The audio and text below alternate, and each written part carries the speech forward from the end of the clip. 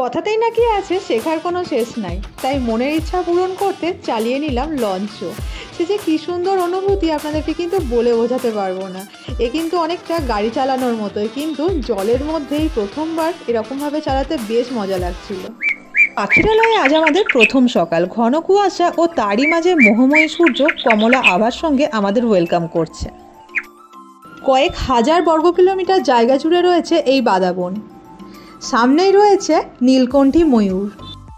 সুন্দরবনের main attraction তার royal Bengal tiger. দেখতে পাচ্ছেন চোখের সামনেই কিন্তু ঘুরে বেড়াচ্ছে।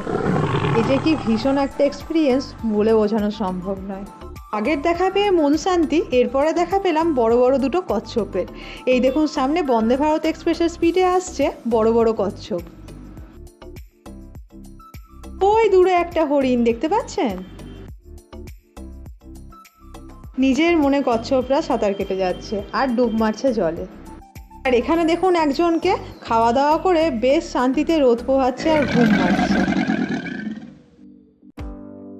আর এই দেখুন এই একটা এসেছিল আমাকে ভয় দেখানোর জন্য। সুন্দরবনের এই ট্রিপে কিন্তু দেখা পেয়েছি প্রচুর কচ্ছপের। এখানে দেখুন কচ্ছপগুলো কি সুন্দর রোদ পোহাচ্ছে ডাঙায় উঠে। নমস্কার সকলকে, আমি অর্চিতা। আজকে আমার সাথে সাথে আমার মেয়েও কিন্তু চলে এসছে আপনাদেরকে ওয়েলকাম করার জন্য। দেখতেই পাচ্ছেন নিশ্চয় আমরা আছি লঞ্চের মধ্যে, আর আমি আর আমার ছোট্ট মেয়ে আপনাদেরকে ওয়েলকাম করছি আমার চ্যানেলে। আশা করছি আপনারা সকলেই খুব ভালো আছেন। লাস্ট অবধি অবশ্যই ব্লগটা দেখবেন, রয়েছে বিভিন্ন ইনফরমেশন আপনাদের জন্য। ভোরের গ্রাম্য পরিবেশে ধান ক্ষেতের উপরে এরকম কুয়াশা যে আজ কতদিন হলো দেখিনি তা মনেই পড়ে না। ছোটোবেলায় যখন টিউশন যেতাম তখন রাস্তার দুধারে এরকম জমির ওপরে কুয়াশা দেখতে পেতাম। আর ভোরের সূর্যের কমলা রঙের প্রথম আলোটা এই সোনালি ধান ক্ষেতের উপর যখন পড়ে, সেই মোহময় দৃশ্য কিন্তু বেশ উপভোগ্য। সুন্দরবনে আজকে আমাদের তৃতীয় দিন, আর আজকের এই ব্লগে আপনাদেরকে দ্বিতীয় দিন এবং তৃতীয় দিনে কোথায় কোথায় ঘুরেছিলাম সেগুলো দেখাবো। সকাল সকাল ঘুম থেকে উঠে পড়েছিলাম এবং আমাদের ব্যালকনি থেকে কিন্তু এই সুন্দর দৃশ্যটা দেখতে পাওয়া যাচ্ছিল। ওই দেখুন দূরে আকাশের রংটা দেখতে পাচ্ছেন কমলা রঙের, শীতটা কিন্তু বেশ জাঁকিয়েই লাগছিল। তো সূর্যের এরকম আলো, সোনালি রঙের ধান ক্ষেত আর চারদিকে কুয়াশা, আর তার সাথে সাথে পাখিদের কোলাহল, এই দেখতে দেখতে কিন্তু সকালটা বেশ সুন্দর কেটে গেল। মাতলা নদীর তীরে অবস্থিত এই পাখিরালয় গ্রামটি এক কথায় ভীষণ সুন্দর। এখান থেকে কিন্তু বে অফ বেঙ্গল বা বঙ্গোপসাগর ও মাতলার সঙ্গমস্থল খুব কাছে। পাখিরালয়ের এই সুন্দর গ্রাম্য পরিবেশের মনোরম সকালটা উপভোগ করতে করতে কিন্তু বেশ খানিকটা সকাল হয়ে গেছিলো এবং মোটামুটি 7:30 থেকে 8টা নাগাদ আমাদের কাছে চলে এসেছিলো চা এবং বিস্কুট। তাই খেয়ে এবং ফ্রেশ হয়ে আমরা চলে গেলাম লঞ্চে। ব্রেকফাস্টে কিন্তু লঞ্চ এবং সারাটা দিনের খাবার দেওয়া হবে। আর এই দেখুন গল্প করতে করতে আমরা কিন্তু পৌঁছে গেলাম আমাদের সকালের প্রথম ডেস্টিনেশন, যেটা হচ্ছে সুন্দরবন টাইগার রিজার্ভ।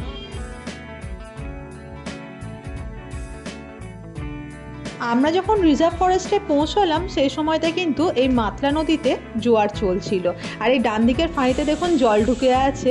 তো জোয়ারে কিন্তু অনেকটা জল উপরে উঠে আসে, আর ওই দেখুন ভিজে যে অংশগুলো দেখতে পাওয়া যাচ্ছে অত দূর অবধি কিন্তু জল উঠে আসে। আর পৌঁছে গেলাম আমাদের টাইগার রিজার্ভ ফরেস্টে। ওই যে দূরে দেখুন আমাদের লঞ্চটা। আমরা কিন্তু পৌঁছে গেছি আমাদের আজকের প্রথম গন্তব্যস্থল সজনেখালিতে অবস্থিত সুন্দরবন টাইগার রিজার্ভ। তো এই জায়গাটা তো ঘুরে দেখবো এবং আপনাদেরকেও দেখাবো, আর তার সঙ্গে সঙ্গে জানিয়ে দেবো কিছু ছোটোখাটো ইনফরমেশন। এখানে আসলে আপনারা যেমন বিভিন্ন স্পিসিসের গাছ দেখতে পাবেন, সেই সঙ্গে সঙ্গে দেখতে পাবেন কিন্তু বিভিন্ন ধরনের প্রাণী। ডান দিকে রয়েছে গরান, গেওয়া, হেতাল এরকম টাইপের গাছগুলো, আর বাঁ দিকে দেখুন বড় করে লেখা আছে সুন্দরবন। আর ঠিক তারই সামনে আমাদেরকে বাঘমামা কিন্তু ওয়েলকাম করার জন্য দাঁড়িয়ে আছে। আর ডান দিকের এই যে রুমটা আপনাদেরকে দেখাচ্ছে, এটা কিন্তু গাইড নেওয়ার জায়গা। ট্রাভেল কোম্পানি যারা রয়েছে তারাই কিন্তু গাইডটা বুক করে। আর এটা হলো বনবিবির মন্দির। এখানে কিন্তু প্রতিদিনই বনবিবির পুজো করা হয়। এই সুন্দরবন টাইগার রিজার্ভ ফরেস্টটা কিন্তু বঙ্গোপসাগরের সীমান্তবর্তী নিম্ন গাঙ্গেয় বদ্বীপের দক্ষিণ প্রান্তে একদম শেষে অবস্থিত।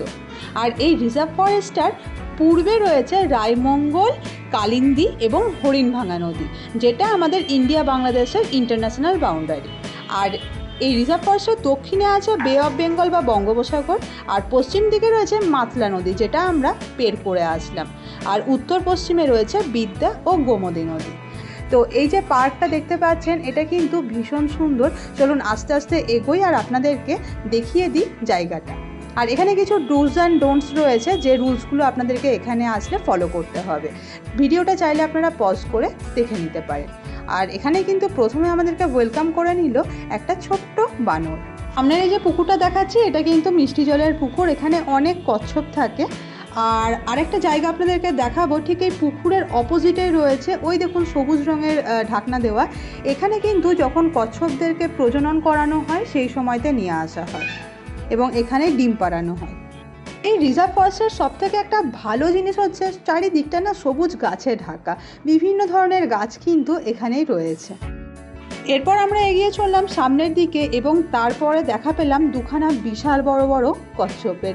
এই যে সামনে অ্যাকোয়ারিয়ামগুলো দেখতে পাচ্ছেন, এখানে প্রথমে একটা কচ্ছপ সাঁতার কাটছিল এবং তারপর আমাদেরকে দেখে এগিয়ে আসলো বন্দে ভারতের মতো স্পিড নিয়েই আর একটা বড় কচ্ছপ। এই দেখুন সামনে সাঁতার কেটে চলেছে। সুন্দরবন এসছি আর অধীর আগ্রহে অপেক্ষা করে আছি বাঘের দেখা যাতে পাই সেই জন্য। তবে বাঘের দেখা এখনও অবধি না পাওয়া গেলেও কচ্ছপ কিন্তু দেখতে পেলাম, বেশ আনন্দ হচ্ছিল এত বড় একখানা কচ্ছপ চোখের সামনে দেখতে পেয়ে। যাই হোক, কচ্ছপ দেখা হয়ে গেলে আমরা আবার এগিয়ে চললাম। এখানে কিন্তু বিশাল বড় একটা উঁচু ওয়াচ টাওয়ার রয়েছে তার দিকে। আর এই দেখুন ওয়াচ টাওয়ারে পৌঁছে গেছি আর ওপর থেকে দেখতে পাচ্ছি একটা কচ্ছপ নিজের মনে কিন্তু সাঁতার কেটে চলেছে এবং ঠিক একটু পরেই ডুব দিয়ে দিল। ওই দেখুন ডুবে যাচ্ছে।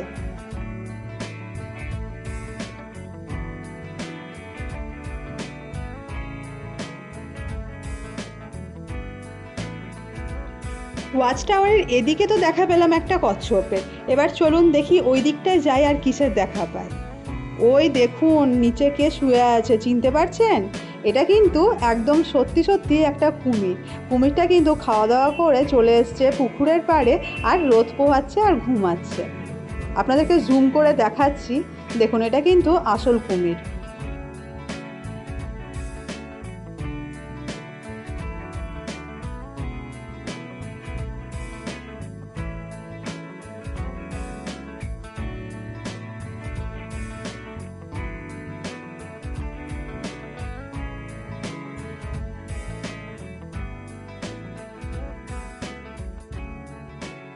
কচ্ছপ যে পুকুরটা দেখতে পেলাম, এই বড় পুকুরটার পেছন দিকে দেখুন কিছু ছোট ছোট খাল কাটা রয়েছে।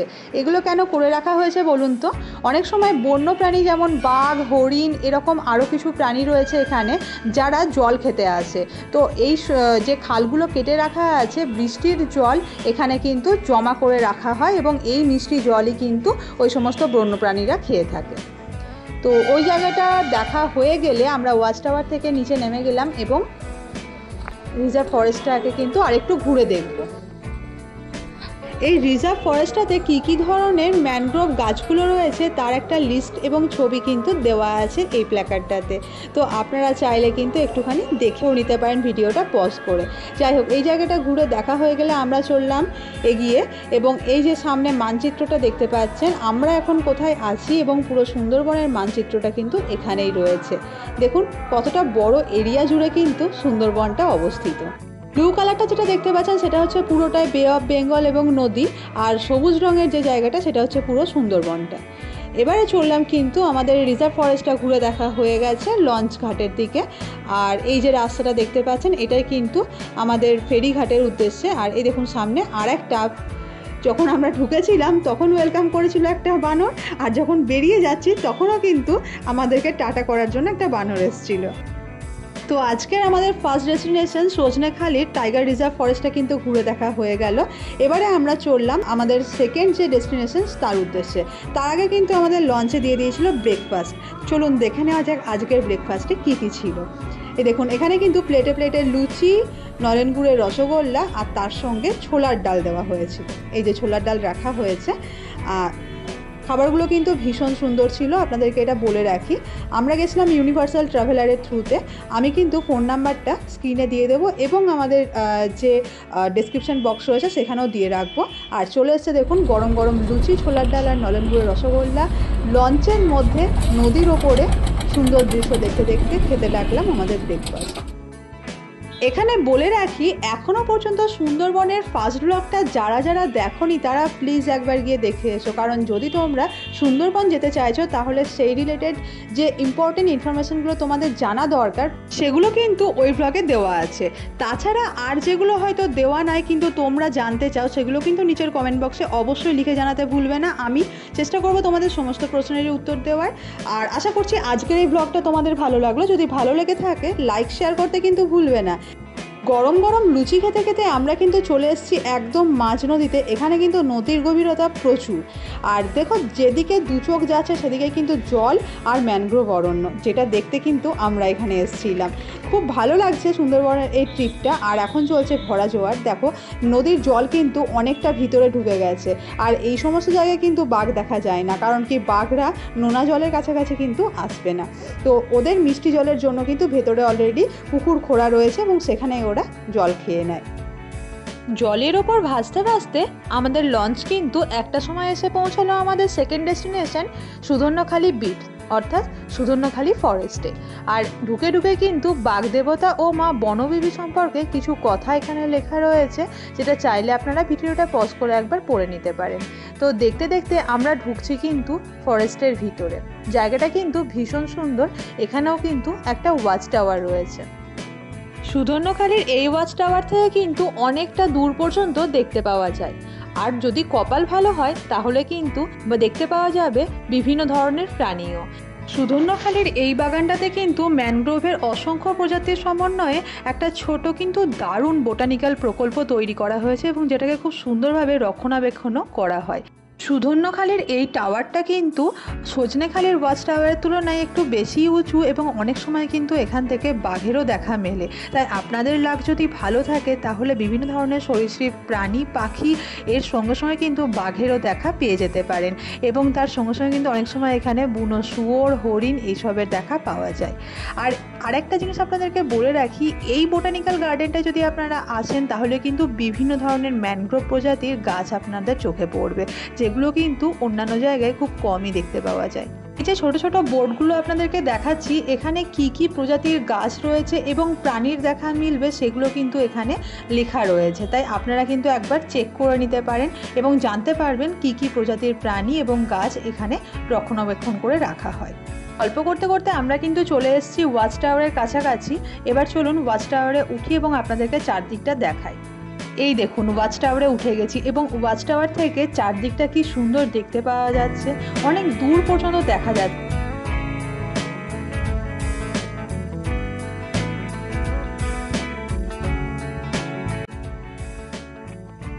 এই যে সামনে দেখুন একটা মিষ্টি জলের পুকুর রয়েছে।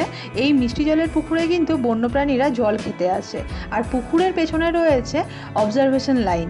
এই অবজারভেশন লাইনগুলো কিন্তু গাছপালাবিহীন বনভূমির কিছু প্রসারিত অংশ, যেখানে দূর থেকে প্রাণীদেরকে দেখতে পাওয়া যায়। এখানে একটা জিনিস আপনাদেরকে জানিয়ে রাখি, প্রচুর বানর কিন্তু রয়েছে।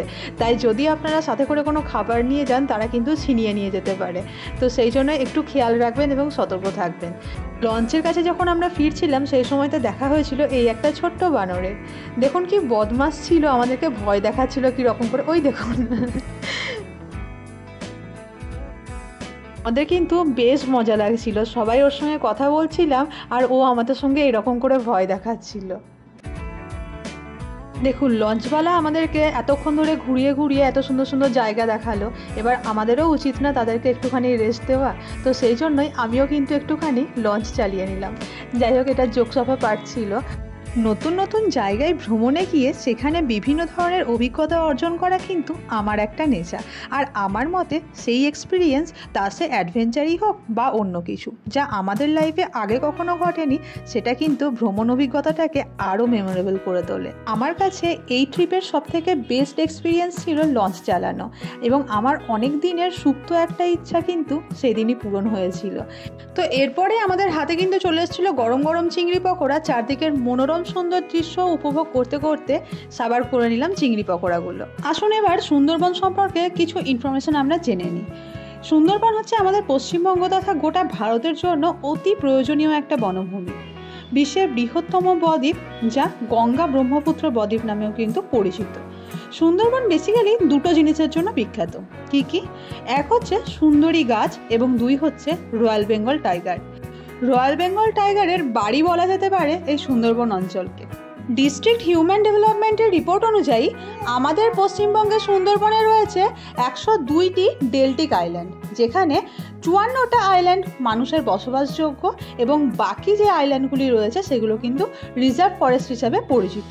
এই যেমন ধরুন আমরা সজনেখালি গেছিলাম বা সুধন্যখালি গেছিলাম, এই সমস্ত জায়গাগুলো যেমন রিজার্ভ ফরেস্ট, এখানে কিন্তু বাঘ খুব সংরক্ষিতভাবে রয়েছে এবং তার সঙ্গে সঙ্গে কিন্তু বিভিন্ন ধরনের যে গাছগুলো, ম্যানগ্রোভ গাছ আপনাদেরকে দেখালাম, সেগুলোও কিন্তু খুব সংরক্ষিতভাবে রয়েছে। 2001 সালের সেন্সাস অনুযায়ী 9.630 স্কোয়ার কিলোমিটার জায়গা জুড়ে বিস্তৃত ভারতীয় সুন্দরবনে রয়েছে প্রায় 271টিরও বেশি রয়্যাল বেঙ্গল টাইগার ও অন্যান্য প্রাণী। এই বঙ্গোপসাগর থেকে আসা জোয়ারের লবণাক্ত জল দিনে একাধিকবার আসে এবং প্রায় সারা বছরই দ্বীপগুলিকে ডুবিয়ে রাখে, উন্মুক্ত করে। প্রায় 3500 কিলোমিটার মাটির বাঁধ জনবসতিপূর্ণ দ্বীপগুলিকে কিন্তু রক্ষা করে চলেছে। তবে বর্তমানে প্রায় 1 শতাব্দীরও বেশি সময় ধরে প্রচুর ঘূর্ণিঝড়ের ফলে এই ম্যানগ্রোভ অরণ্য কিন্তু আজ বিপন্নের মুখে। এছাড়া অতিরিক্ত গাছ কাটা, গঙ্গা জলের ওঠানামা, উজান ও উপকূলীয় উন্নয়নের সাথে সাথে বিভিন্ন ধরনের কারণের জন্য লবণাক্ততার কিন্তু ওঠানামা চলছে এবং এই সব কারণেই সুন্দরবন কিন্তু আজ বিপন্নতার সম্মুখীন। গল্প করতে করতে দেখুন আমরা কিন্তু দোবাকি ক্যাম্পে চলে এসেছি। এই যে জায়গাটা, এই জায়গাটার নাম হচ্ছে দোবাকি। সুন্দরবন টাইগার রিজার্ভের অন্তর্গত এই দোবাকি ক্যাম্পটি কিন্তু বেশ ফেমাস, আর তার কারণ হচ্ছে এখানকার ওয়াচ টাওয়ারের সাথে সাথে এই ক্যানোপি ওয়াকটা। এই যে আমরা এখন সিঁড়ি দিয়ে উঠছি এবং এই যে লম্বা ব্রিজটা চলে গেছে, এটাই হচ্ছে ক্যানোপি ওয়াকের মেন আকর্ষণ। আর হাঁটার সঙ্গে সঙ্গে কিন্তু দুই দিকে আপনারা দেখতে পাবেন বিভিন্ন ধরনের গাছ লাগানো রয়েছে। এই দোবাকি ক্যাম্পের ওয়াচ টাওয়ারটা কিন্তু বেশ উঁচুতে অবস্থিত, আর এই ওয়াচ টাওয়ারটা থেকে ভাগ্য ভালো হলে বাঘের দেখা পাওয়ার চান্স কিন্তু প্রায় 80%। ওয়াচ টাওয়ারটা অনেকটা উঁচুতে অবস্থিত বলে সুন্দরবনের কিন্তু অনেকটা অংশ জুড়ে দেখতে পাওয়া যায়। দোবাকির এই ক্যানোপি ওয়াকটি কিন্তু আধা কিলোমিটার অর্থাৎ প্রায় 496 মিটার দীর্ঘ এবং মাটি থেকে প্রায় 20 ফুট উচ্চতায় অবস্থিত, অনেকটা ফ্লাইওভারের মতোই। এবং দুই দিকে এরকম প্রায় 12 ফুট উঁচু গ্রিল বা বেড়া দিয়ে ঘেরা, যা কিন্তু বেশ নিরাপদ, অর্থাৎ বন্যপ্রাণীদের হাত থেকে পর্যটকদের রক্ষা করে। এবং এই ক্যানোপি ওয়াকের সবশেষে রয়েছে ওয়াচ টাওয়ারটি। আর অন্যান্য ক্যাম্পগুলির মতো এখানেও কিন্তু মিষ্টি জলের পুকুর রয়েছে। আর এই যে সামনে দেখতে পাচ্ছেন লম্বা লম্বা করে খোঁড়া রয়েছে, এখানে কিন্তু অনেক বিভিন্ন ধরনের ম্যানগ্রোভ গাছগুলোর চারা বসানো রয়েছে। আর মাঝে মাঝে এরকম কিছু প্ল্যাকার্ড রয়েছে যেখানে সুন্দরবনে কখন জোয়ার আসে বা কী ধরনের প্রাণী দেখতে পাওয়া যায় সেই সব সম্পর্কে বিস্তারিত লেখা রয়েছে। আর দেখবেন অনেক ছোট ছোট গাছও বেরিয়েছে, ওগুলো অনেক দিন আগেই চারা বসানো ছিল এবং সেই চারাগুলো থেকেই এখন ছোট ছোট গাছ বেরিয়েছে। এখানে সুন্দরবনের জিওলজি সম্পর্কে দেখানো রয়েছে। এই যে লাল কাঁকড়াগুলো দেখতে পাচ্ছেন, এগুলো কিন্তু বেশ ডেঞ্জারাস। আর যখন আমরা ক্যানোপি ওয়াক দিয়ে হাঁটছিলাম, দেখুন তলায় অনেক লাল কাঁকড়া দেখা যাচ্ছিল। এই যে ছোট ছোট ফুটোগুলো দেখতে পাচ্ছেন, এগুলোই কিন্তু কাঁকড়ার বাস করার জায়গা। আর মাঝে মাঝে ওরা ওপরে উঠে এসে নিঃশ্বাস নেয় এবং তারপর আবার ভেতরে ঢুকে যায়। আর এই ক্যানোপি ওয়াক দিয়ে হাঁটতে হাঁটতে কিন্তু আপনারা লাল কাঁকড়া থেকে শুরু করে বিভিন্ন ধরনের প্রাণীর দেখা পেতে পারেন। মাটিটা দেখছেন কি সুন্দর নরম, অর্থাৎ এখানেও অবধি কিন্তু জোয়ারের জল প্রতিদিনই আসে এবং জোয়ারের জল আসাতে এই মাটিটা কিন্তু ভিজে ভিজে থাকে।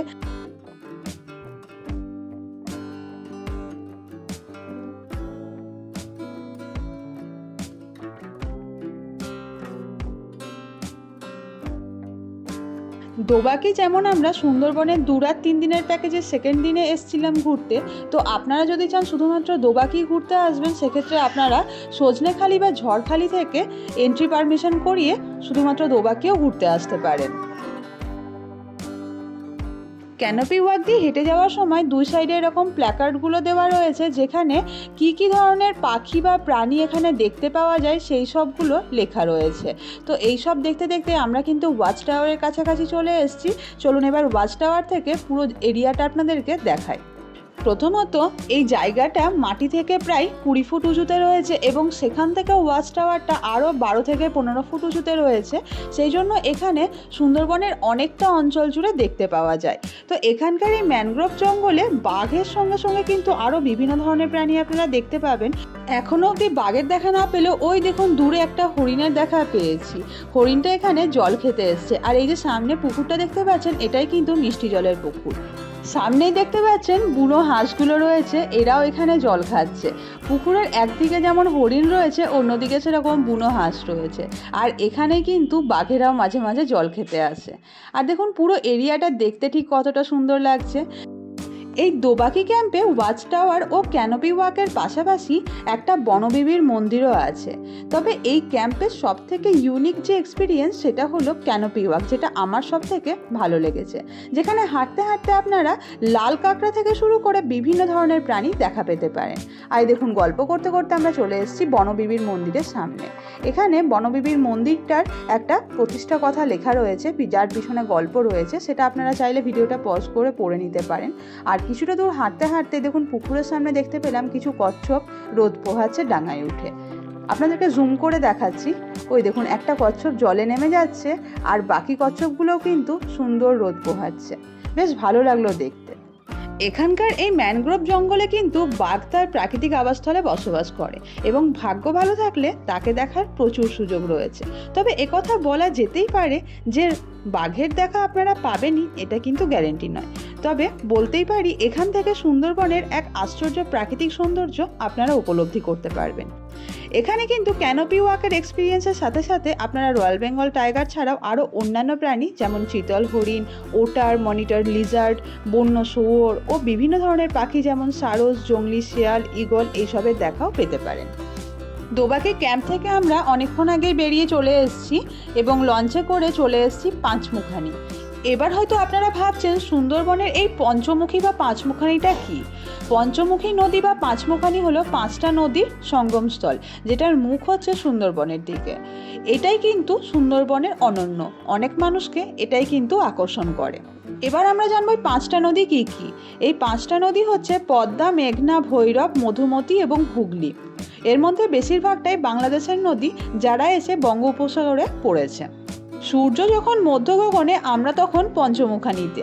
এদিকে এখন শুধু চারদিকে জল আর জল, এখন কিন্তু আর কোনো সবুজের দেখা পাওয়া যাবে না। আমরা এখন রয়েছি 5টা নদীর মিলনস্থলে এবং এই জায়গাটা কিন্তু এখন ভীষণ গভীর। চোখের সামনে এত সুন্দর প্রাকৃতিক সৌন্দর্য দেখে কিন্তু দারুণ লাগছিল। তো পঞ্চমুখানির এত সুন্দর একটা দৃশ্য দেখতে দেখতে আমাদেরকে কিন্তু খাবার টেবিলে খাবার দিয়ে দিয়েছিল। দেখুন সবাই খেতে বসে গেছে। চলুন একবার আপনাদেরকে দেখিয়ে দিই আজকের মেনুতে কি কি ছিল। দ্বিতীয় দিনের দুপুরের মেনুতে ছিল ভাত, ডাল, আলু ভাজা, 2 রকমের মাছ অর্থাৎ ছিল ভোলা মাছ এবং পাবদা মাছ, আর ছিল বাঁধাকপির তরকারি, আর ছিল চাটনি, পাঁপড় ভাজা এবং লঙ্কা আর লেবু। খাওয়া দাওয়া হয়ে যাওয়ার পরে মোটামুটি 3:30 নাগাদ আমাদের লঞ্চ আমাদেরকে পৌঁছে দিয়েছিল ঝড়খালিতে। এখানেই কিন্তু আমরা দেখা পেয়েছিলাম আমাদের প্রচুর আকাঙ্ক্ষিত রয়্যাল বেঙ্গল টাইগারের। চলুন এবার আপনাদেরকে এই চিড়িয়াখানাটা ঘুরিয়ে দেখাই। লঞ্চ থেকে নেমে এখন আমরা চলেছি ঝড়খালি চিড়িয়াখানার উদ্দেশ্যে। আর দেখুন সামনে রয়েছে বাঁশের সেতু, যার উপর দিয়ে আমরা হেঁটে চলেছি। এছাড়াও রয়েছে এখানে প্রচুর দোকানপত্র, যেখানে আপনারা কদবেল, কামরাঙা এই সমস্ত ফলগুলো পেয়ে যাবেন।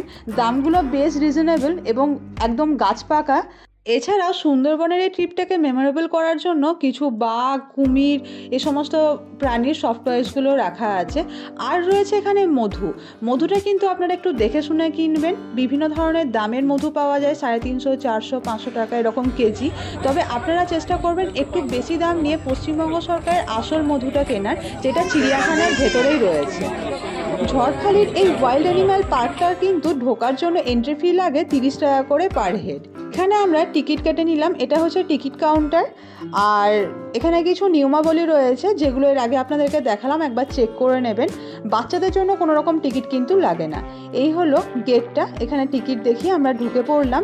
এখানে সামনে দেখুন বিশাল বড় একটা পার্ক রয়েছে। আর এই বাঁ দিকে যে ঘরটা রয়েছে, ওই যে দূরে দেখতে পাওয়া যাচ্ছে, ওইটাই কিন্তু হচ্ছে আপনার মধু কিনতে পাওয়া যায় ওখানে। তো যাই হোক, দেখতে দেখতে চলে আসলাম। সামনেই দেখুন একটা ময়ূর রয়েছে, একটা নয় তিনখানা ময়ূর রয়েছে। দেখুন সামনের দিকে এগিয়ে আসছে এই ময়ূরটা। সামনের এই খাঁচাটার মধ্যে কিন্তু ময়ূর এবং ময়ূরী দুটোই রাখা ছিল। একজনের গলার রঙটা দেখুন নীল, এবং অন্যদিকে আরেকজন রয়েছে যার গলার রঙটা অনেকটা সবজে সবজে টাইপের, বেশ সুন্দর দেখতে লাগছিল। একটা ছিল ময়ূর এবং একটা ছিল ময়ূরী। এই জায়গাটাতে এত ভালো লাগছিল, জায়গাটা ছেড়ে যেতেই ইচ্ছে করছিল না। আসলে এরা না তিনজনে মিলে বেশ সুন্দর খেলা করছিল, আর আমাদেরও দেখতে বেশ মজা লাগছিল। দেখুন সামনে এই ময়ূরীটা কি সুন্দর উঠে দাঁড়ালো, আর এদিকে এরা দুজন দেখুন কি সুন্দর খেলা করে বেড়াচ্ছে। দেখুন এদেরকে দেখে আমাদের ভীষণ আনন্দ লাগছিল, এখানে দাঁড়িয়েও ছিলাম বেশ খানিকক্ষণ। এরপরে আমরা চলে গেলাম পাশের খাঁচাতে 3টে ঈগল পাখি রাখা ছিল, সেগুলোকে দেখার জন্য। আর ঈগল পাখি দেখা হয়ে গেলেই আমরা কিন্তু চললাম সোহান ভাইয়ের সঙ্গে দেখা করতে। আচ্ছা দাঁড়ান, ভাবছেন সোহান কে? সোহান হচ্ছে আমাদের এই ট্রিপের মেন আকর্ষণ, এবং আজকের মেন আকর্ষণ রয়্যাল বেঙ্গল টাইগার। ওই দেখুন দূরে ঘুরে বেড়াচ্ছে, দেখতে পেয়েছেন?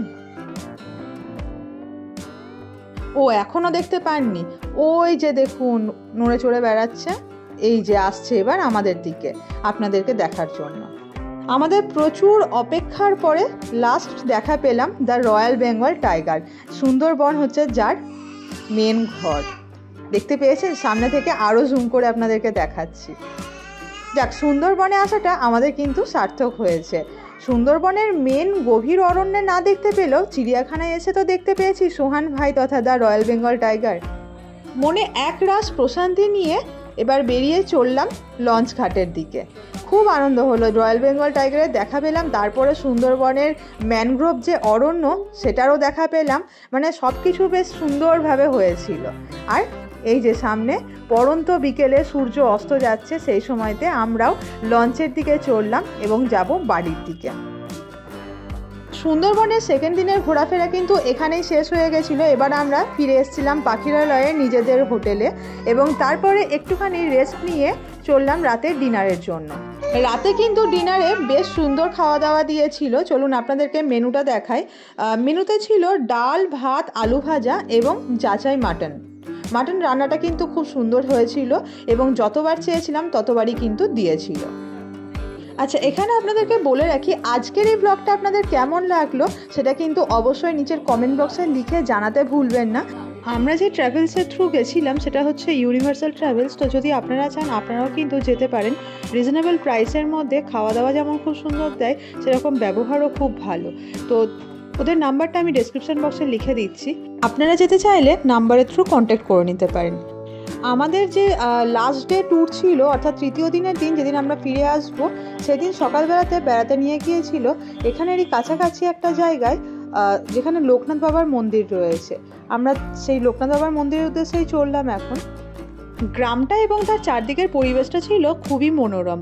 লঞ্চ থেকে নেমে যখন আমরা মন্দিরের কাছে যাচ্ছিলাম, সেই সময়তে দুই দিকে শুধু সোনালি রঙের পাকা পাকা ধান, আর তারই মাঝখান দিয়ে রাস্তা দিয়ে আমরা হেঁটে যাচ্ছিলাম। এত ভালো লাগছিল। আর এই দেখুন সামনেই চলে এসেছে লোকনাথ বাবার মন্দির। এই যে ভিতরে লোকনাথ বাবার মূর্তিটা প্রতিষ্ঠা রয়েছে।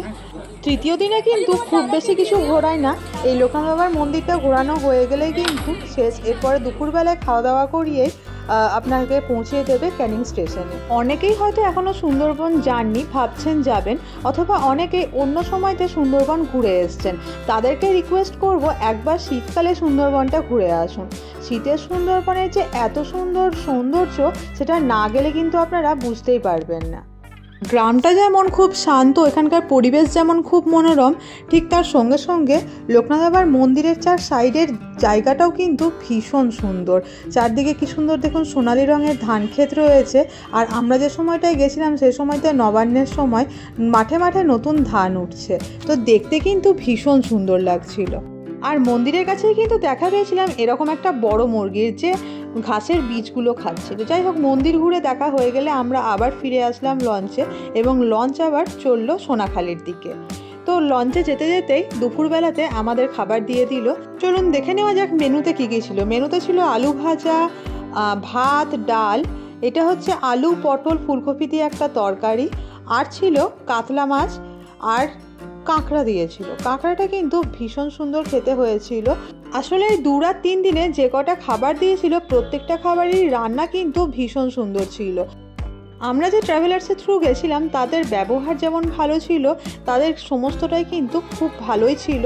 আমাদের 2 রাত 3 দিনের প্যাকেজে খুব ভালোভাবে ট্রিপটা কেটেছিল এবং আমাদের খুব আনন্দও হয়েছিল। তো আপনারা অবশ্যই একবার সুন্দরবন যান, ঘুরে আসুন এই শীতেই।